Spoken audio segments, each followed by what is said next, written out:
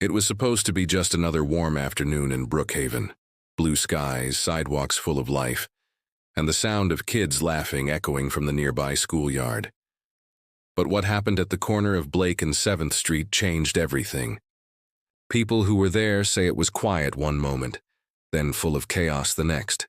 No one could have predicted how it would end, or who the girl in the middle of it all really was.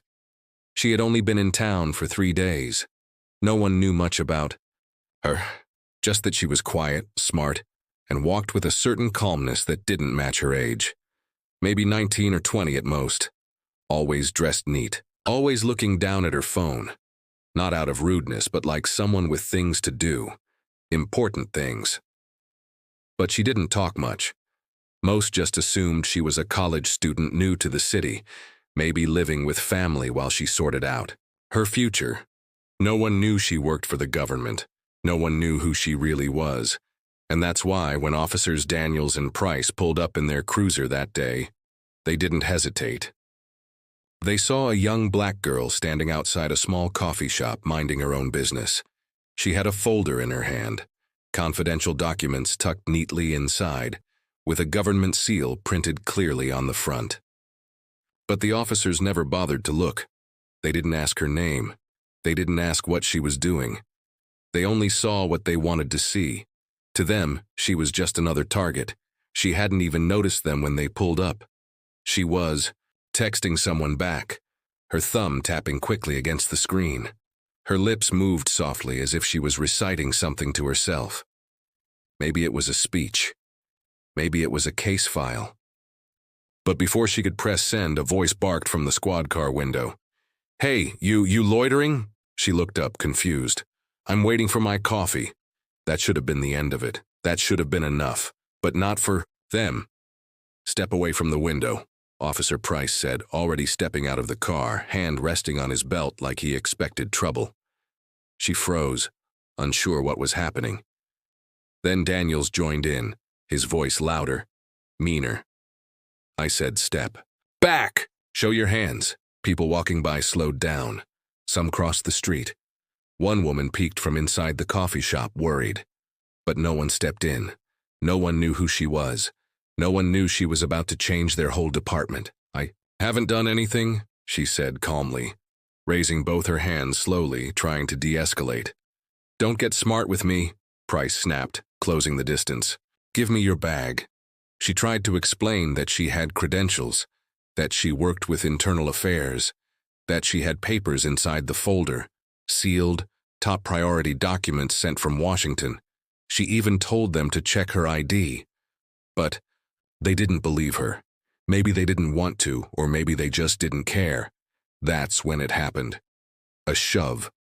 A folder snatched, and then a fist, quick and brutal, right to the side of her face. Gasps flew from nearby pedestrians. Phones started recording.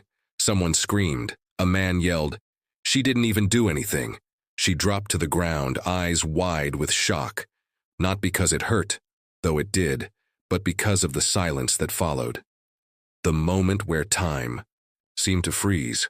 When the folder hit the ground and the seal flipped face up for everyone to see. Department of Justice, Internal Affairs Division, confidential. Officer Daniels's face went pale. Price stared down like he'd seen a ghost. She didn't say a word. She didn't need to. The air around her changed. People who'd just been passing by suddenly stood still, recording, whispering, asking each other, "Did you see what was on that folder?" She sat up slowly, blood trailing from her lip, and reached for her ID. Still calm, still steady, even as her hand shook slightly. "You might want to call your supervisor," she said softly. "Tell them Agent Monroe has arrived." Across town, another story was quietly unfolding. A teenage boy named Andre sat on a crowded city bus, just trying to make it home after volunteering at the community center. He was tired, sweaty, and had his old backpack clutched between his knees. When a pregnant woman stepped on, looking around for a place to sit, no one moved. Not until Andre stood up. "Ma'am, you can have my seat," he said with a soft smile, stepping aside. She hesitated, clearly surprised. "Oh, thank you, sweetheart, that's very kind." He just nodded and moved toward the back of the bus, standing near the door. Didn't think twice about it, but she kept watching him, something in her eyes shifting. And just before she got off, she reached into her purse and pressed a small envelope into his hand. "Open it later," she whispered. "And keep doing what you're doing." Andre looked down, confused. The handwriting on the envelope was neat, elegant. Inside, a note that would change everything about his life. But he wouldn't open it just yet. Back at the coffee shop, word had already spread like wildfire. A girl had been assaulted by police. Black girl. And not just any girl, a federal agent, a new chief of internal affairs. Young, quiet, and sent directly by Washington to investigate misconduct within their department. She was their new boss. They just didn't know it yet. As more officers pulled up, sirens blaring, the two men who'd punched her tried to explain. "She didn't tell us who she was. She looked suspicious. We thought she was trespassing." But the crowd wasn't buying it, and neither was the officer who stepped out of the unmarked black SUV minutes later. A stern-faced woman, in a sleek navy suit, who simply said, "Agent Monroe, are you all right?"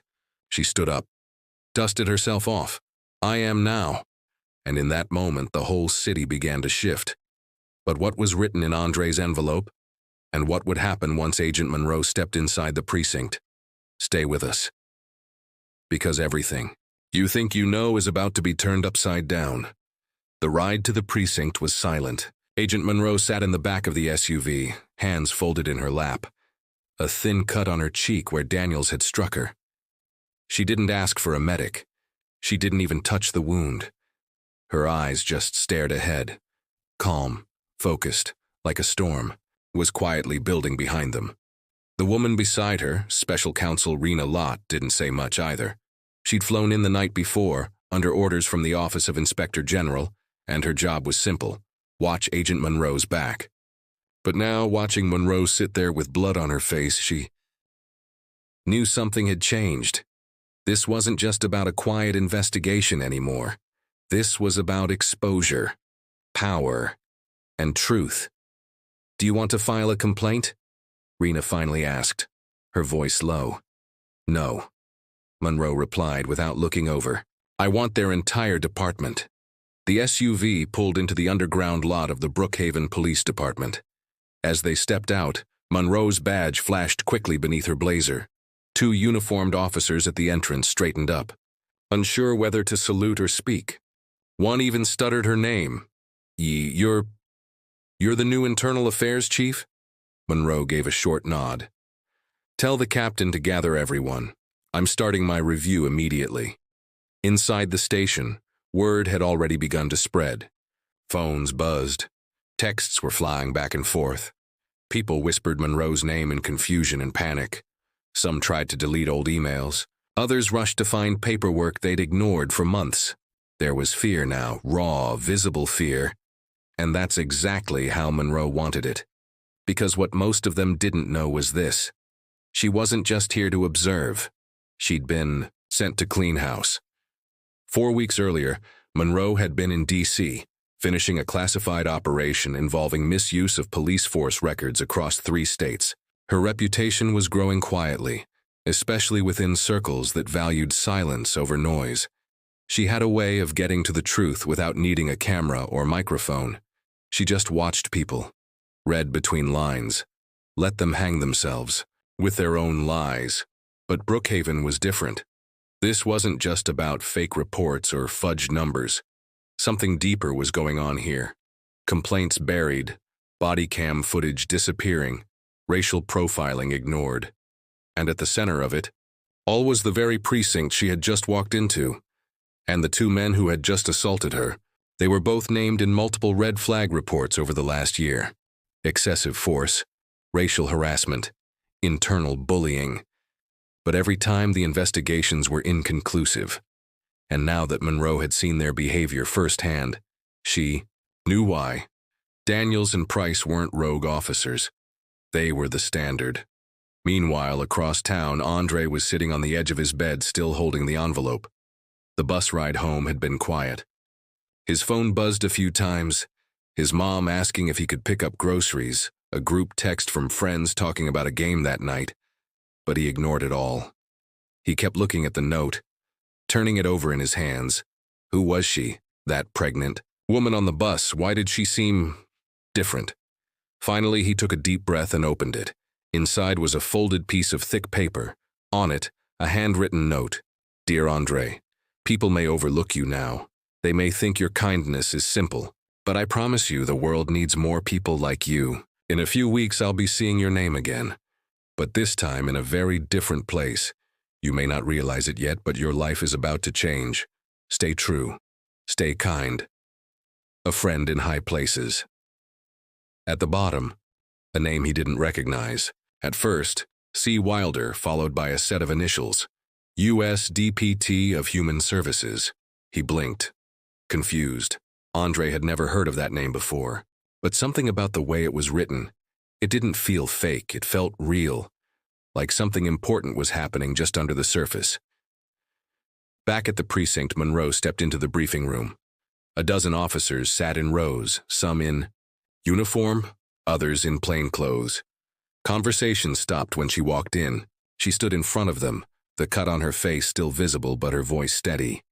My name is Agent Kennedy Monroe, she said. As of this morning, I am the acting chief of internal affairs for the Brookhaven Police Department.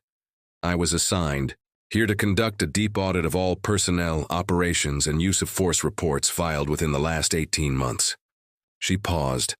And today, 2 of your officers assaulted me without provocation. Murmurs rippled through the room. I identified myself. I carried documentation. I gave them every opportunity to treat me with the same professionalism you all claim to uphold. They failed. And now I will show you what happens when the people meant to serve and protect forget who they work for. In the back, Officer Price sat stiffly in his chair, arms crossed tightly. Daniels stared at the floor, sweat forming at his temple. Monroe, turn toward them. Don't bother speaking.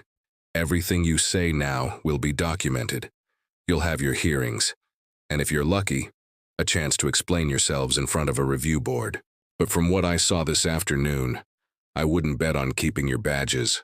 Her voice never rose, but the silence that followed felt heavy, the weight of truth settling into the room. Outside, the city kept moving, but inside those walls, everything had changed. Still, questions remained. Why was Monroe sent specifically to Brookhaven? Why now? Who was the woman Andre met? And how did she know his name? And more urgently, what else was buried beneath the surface of this precinct? Because Monroe hadn't even started opening the files yet, and what was waiting inside them would shake the department to its core. And Andre? He had no idea that a stranger's note was about to connect him to something far bigger than he ever imagined. The pieces were falling into place, but the real storm hadn't even begun. Andre couldn't sleep that night. The streetlight outside his window flickered like it always did, casting a dull glow across his room. But everything felt different. That note, that name. Why did it feel like someone knew him better than he knew himself? He pulled up his cracked laptop and searched C. Wilder, U.S. Department of Human Services. The screen loaded slowly, and when it finally did, a picture popped up. Claire Wilder, Senior Advisor for Federal Youth Advancement Programs. A real person, a powerful one. He stared at the screen, heart racing. That couldn't have been a coincidence. Why would a woman like that be riding the city bus? And how would she know his name? His school didn't even have working computers, let alone people sending out recommendations. Was someone watching him, testing him? The words on the letter echoed again. Your life is about to change. Meanwhile, across town, Monroe sat alone in a dark office, files stacked high around her. Personnel reports, internal complaints, anonymous tips. Some typed, others scribbled, in angry handwriting. She'd barely scratched the surface, and already there was a pattern. Most of the complaints from black residents, especially women and teens, were dismissed without interviews. Several use-of-force reports were missing body cam footage. In some cases, the cameras had malfunctioned. In others, footage was erased minutes after it was uploaded. but one case stood out.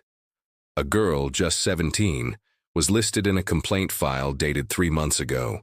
Her name was Mia Carter. The report claimed she had been detained with force outside a neighborhood store for suspected shoplifting. But there was no footage, no witness statements. Just one line in red ink. Resolved, no further action. Edith. Monroe frowned. That name sounded familiar. She opened a different file, an internal memo with flagged cases. There it was again. Carter, M. Pending review. Injury involved. Witness statement missing. She leaned back in her chair. Was this the same girl? Just then, Rena walked in holding 2 coffees. You need to sleep, she said gently. I need to find her, Monroe replied. There's something off about this file, and I have a feeling. She didn't just disappear, Rena sighed. You think it's connected? I think this precinct has a pattern of silence, and that girl might have been one of the few who spoke up. Back in Andre's neighborhood, a different kind of tension was brewing. Word had gotten out about what happened on the bus, though the details were all wrong. Some said Andre got into a fight. Others said he flirted with a pregnant woman and got caught by her husband. But none of it was true. Still, in the age of fast talk and group chats, lies traveled faster than facts. Andre kept quiet about the note. He didn't want to be the center of attention. He was used to being overlooked. The kid in the back who always gave up his seat and minded his business. But something about this felt bigger, deeper. Later that week, his school counselor called him in. You got a call from someone at a federal agency, she said, eyebrows raised. They said they were reviewing scholarship candidates for an elite youth mentorship program. Said your name came up. Andre's mouth opened, then closed. I didn't apply for anything. Well, they clearly saw something in you. He left her office in a daze. At the same time, Monroe tracked down the store where Mia Carter was last seen. The security cameras were still there, but the owner looked nervous when she showed her badge. That was months ago, he said, shifting his weight. I already gave the footage to police. But did anyone ever come back for the backup tapes? He hesitated. No, but I kept a copy, just in case. He handed over a dusty hard drive. Back at her office, Monroe watched the footage in silence. The timestamp matched the date in the file. Mia stood near the front of the store, holding a bottle of water. She looked scared, glancing out the window. Then 2 officers entered, Daniels and Price. Monroe leaned closer. There was no sign of theft, no confrontation. Then, without warning, Daniels grabbed Mia by the arm. She tried to pull away. Price blocked the door. Mia screamed something, inaudible, without sound. Then Daniels shoved her hard against the counter. The girl's head snapped back. She crumpled, the footage cut off. Monroe sat frozen, heart pounding. The clip was barely a minute long, but it told a story that had been buried. And now she knew why the file was so thin. The truth had never been missing. It had been erased. She picked up her phone. We need to find Mia Carter. Now. As the sun rose the next morning, a storm of consequences was already forming. Monroe had just sent the video to the Federal Oversight Board. Rena was contacting civil rights attorneys. And Andre, still confused and cautious, finally decided to respond. To the number at the bottom of the note, he called.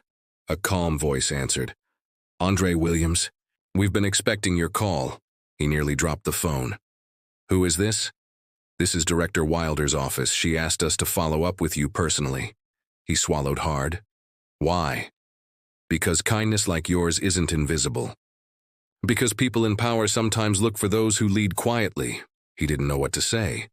Would you be open to visiting our DC office? We'd like to talk about your future. Andre looked around his small apartment. His mom was asleep in the other room after a night shift. Bills stacked on the table. He had never been on a plane, never even left the state. But something deep inside whispered that this was bigger than a scholarship. It was a beginning. But just as that door began to crack open, another one was closing. Hard at the Brookhaven precinct. That morning, Daniels didn't show up for duty. Neither did Price.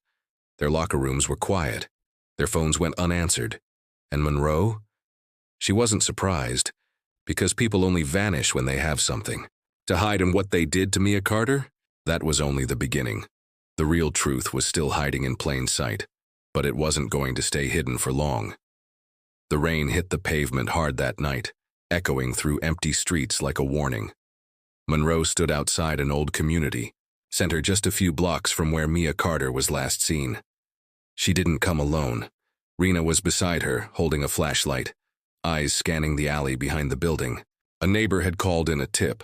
Someone said a girl matching Mia's description had been seen slipping through the back door 3 nights in a row.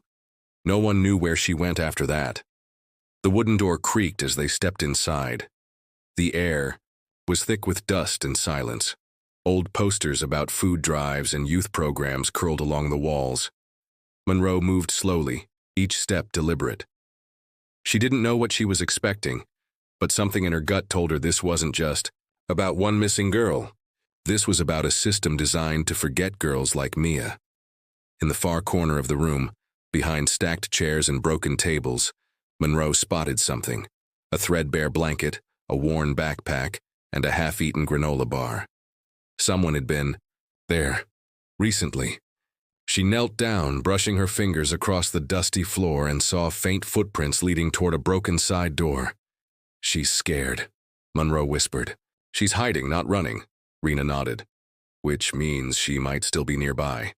Just then, Monroe's phone buzzed. It was a restricted number. She answered. "Monroe," a low voice crackled through. "You don't know who you're messing with." The line went dead. Monroe's heart pounded. She knew she was getting close to something dangerous, something bigger than anyone had admitted, but she wasn't backing down. Across town, Andre sat in a crowded waiting room, hours away from his first flight to Washington, D.C. He kept checking, the note in his pocket like it might disappear if he looked away too long. His mom had hugged him that morning and cried without saying much. She didn't understand what was happening, only that something important had found her son. He could barely explain it himself. A woman in a navy blue suit finally approached him. "Andre Williams?" He stood up slowly. "Yes, ma'am. I'm Agent Morales. I'm here on behalf of Director Wilder. I'll be accompanying you to D.C. He followed her out, suitcase in hand, not knowing that just a few blocks away, chaos was unfolding inside the precinct he used to pass every day on his way to school. Inside the Brookhaven station, Monroe had returned with the flash drive containing the footage from the store. But when she tried to access her internal files, she was locked out. Her credentials had been revoked. No explanation, no warning. Rena stormed into the office moments later. "They're freezing your access. I just got the notice." Monroe stared at the computer screen. "They know we're close. They're trying to shut it down before we get to the top. What do? We go public." That same hour, a small press outlet received a drop from an anonymous source: internal police files, use of force reports, and a partial clip of the store surveillance. Within minutes, reporters were calling. The video spread faster than wildfire, but Monroe wasn't done. She had one last name left to track down, a name she hadn't dared say out loud until now: Chief Warren Ellison. The man who handpicked Daniels and Price, the same man who fast-tracked their promotions, the same man who signed off on Mia Carter's case being closed without a full investigation. Monroe hadn't seen him in person since she started her undercover view, but now she was walking straight into his office. He sat behind a wide desk, calm as ever, sipping coffee like the storm wasn't about to break down the door. "Well, if it isn't Agent Monroe," he said, voice smooth. "To what do, I owe the pleasure?" She didn't sit. "Where's Mia Carter?" His smile didn't move. "That case was closed months ago, no further action." Monroe slid a printout of the surveillance frame onto his desk. "This says otherwise." He glanced at it, then set down his coffee. "You're making a lot of noise, Monroe. You sure? You want to do that?" "I'm not the one who's scared," she replied. There was a long pause. Finally, he stood. "You don't know what's really going on here. You're looking at a few bad apples and thinking it's the whole orchard. I'm looking at patterns, lies, vanishing girls, and 2 officers who haven't shown up since their names hit the review board." He stepped closer, voice low. You think you're going to blow this open? You think someone's going to let you burn this whole place down? Monroe didn't flinch. I don't need permission. She turned and walked out, leaving the door wide open behind her. That night, someone tried to follow her car. She noticed the dark sedan in her rearview mirror a few blocks from her apartment. She didn't drive home. She made 3 sharp turns and ended up at a public parking lot next to a library. The car disappeared. She knew what that meant. They were watching her now. Meanwhile, Mia Carter stood quietly inside the women's shelter downtown, eyes scanning the news coverage playing. On a tiny TV mounted in the corner, the clip of her being shoved in the store played on repeat. Her hands shook as she recognized her own face, her own fear. She hadn't expected to see that footage again. She hadn't known anyone even cared. A soft voice behind her asked, "Are you Mia?" She turned quickly. A young woman, no older than 20, stood there holding a clipboard. She smiled gently. "Someone's looking for you. A woman named Monroe. She's been trying to find you for weeks." Mia's throat tightened. "Why?" "She says your story matters, that it could change everything." Tears welled up in Mia's eyes. For so long, she'd felt like a shadow, just another girl pushed out of the way and forgotten. But now people were saying her name.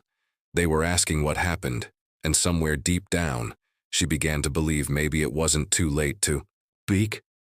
Back in D.C., Andre walked into a towering glass building with Agent Morales. The halls were bright, polished, almost unreal.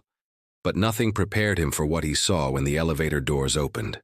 Claire Wilder was already standing there. "Waiting," she smiled warmly. "Andre, we meet again." His voice caught in his throat. "You knew I'd come? I knew the world needed someone like you. And I knew you'd step up when the time was right." She led him into a large room filled with charts, maps, and names. "What is this?" he asked. "This," she said, "is the beginning of something bigger than both of us." Before he could ask more, a red pin on the map caught his eye. It marked one place, Brookhaven. And at that very moment, back in that same town, Monroe stood outside the shelter, heart pounding, waiting to see if the girl she'd been chasing for weeks would finally step into the light. Every piece was falling into place, but the people who wanted the truth buried, they weren't done yet.